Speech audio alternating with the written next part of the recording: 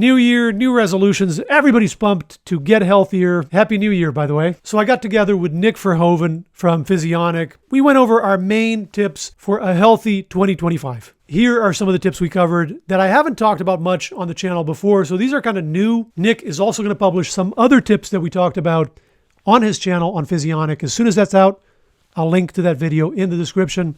Enjoy. So one thing that I've been looking into lately that's interesting is shellfish. So mussels, clams, oysters, they're a pretty good source of protein. They're high in iron and zinc and vitamins like B12, for example. And even omega-3s, the long chain omega-3s that fish have, the shellfish also have it, the DHA, EPA. So they're pretty good nutritionally, and they're even kind of low carb friendly. They're not very high in fat. Even some vegans are down with shellfish, so they're kind of a crowd pleaser. So shellfish might actually be the healthiest type of animal protein out there.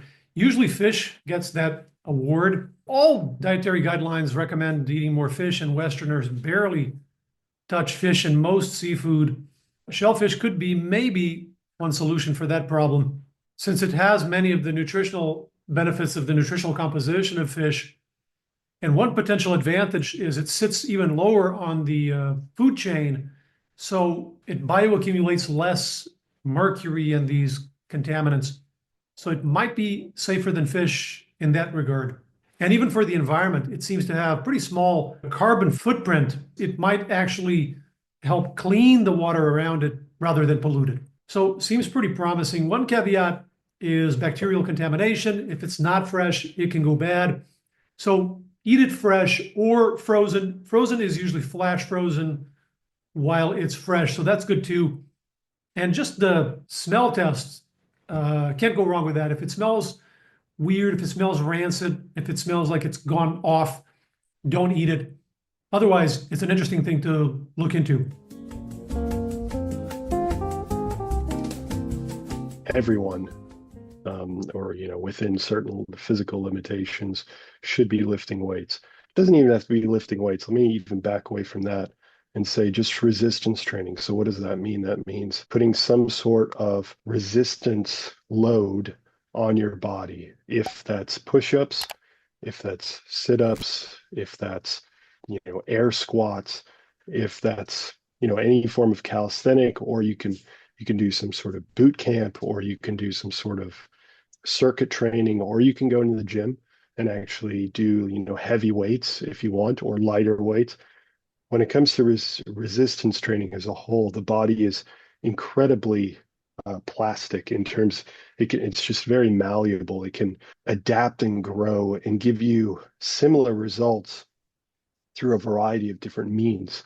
So again, and I don't want people to get caught up in this idea of like, well, I have to just optimize everything about my training protocol.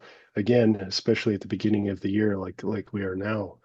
I think what would be a good starting point is just once a week, just try it, especially if you've never done something like this. Let me tell you my experience. I was god awful.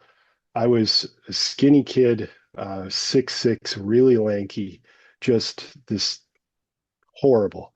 And I had a friend who taught me how to lift weights.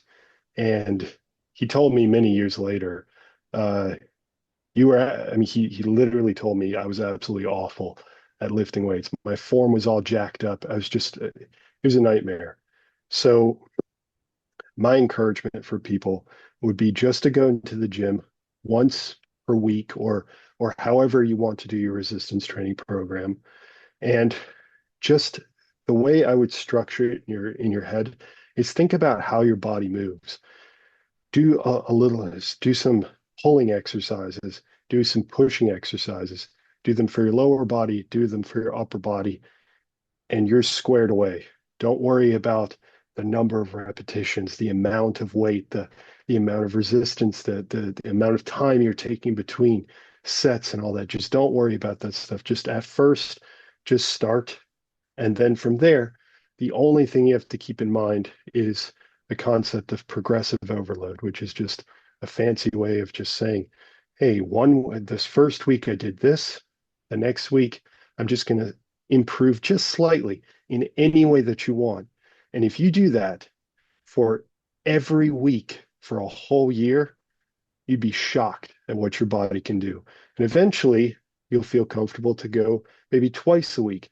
And that's usually, honestly, where you can about stop. You don't have to do, 3, 4, 5, 6 times a week.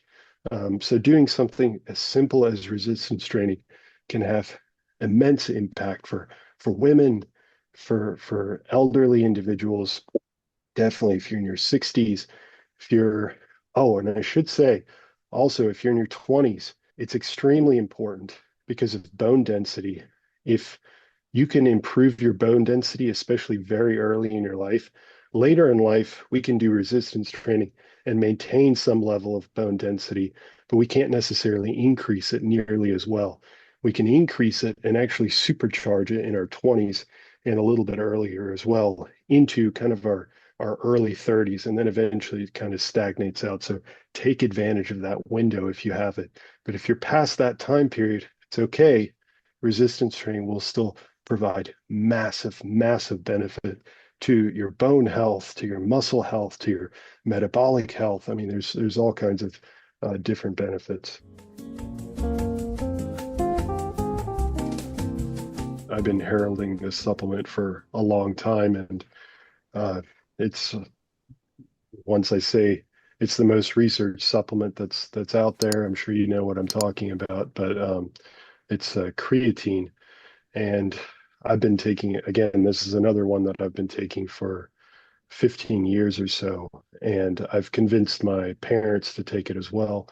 And the reason for that is because we think of creatine, or at least we originally thought of creatine as this performance-based supplement that it would improve the very simplistic terms, the energetics within your muscle cells to allow them to function and to perform a little bit longer at the same intensity that you're trying to achieve. So if you were trying to lift a particular weight, let's say, for example, for 8 repetitions, now you could do it for 9 repetitions. And then if you did that every single workout, of course, that would just kind of like the blood pressure discussion we were having, that over time can lead to just slightly better uh, health improvements and muscle improvements and things of that nature. But there's more recent research looking at brain health and brain function with creatine supplementation. And especially there's a bigger effect for people in their 60s and beyond. There seems to be a more drastic benefit of creatine supplementation. However, that doesn't discount people who are younger, because there's some research as well that indicates that younger individuals still experience some benefit.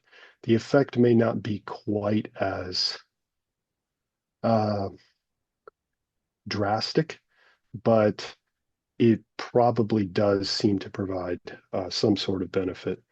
So it helps our musculature, it helps our brain. But then on top of that, there's more research coming out, I should say, as well, that it may help with sleep deprivation. A single dose of creatine the night before being sleep deprived can actually improve cognitive function in general. So a person will feel less of the symptoms, or whatever you want to call them, of the sleep deprivation itself.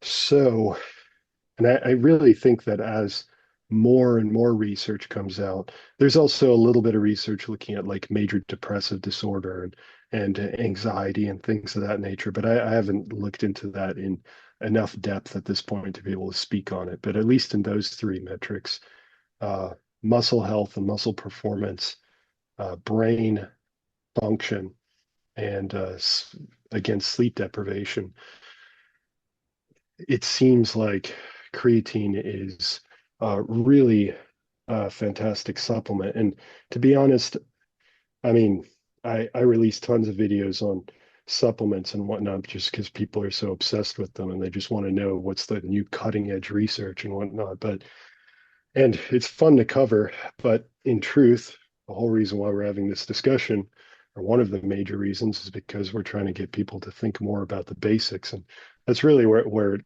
all, I shouldn't say all, but 80-90% of the work comes down to the basics. So when I continue to mention creatine, it's because it's one of those supplements that's still not ever going to replace exercise or nutrition or anything like that, but it is one of those supplements that's just had such a profound amount of research behind it that, and we should be trying to get people to think about it not just as an exercise supplement, but as an overall health supplement for individuals.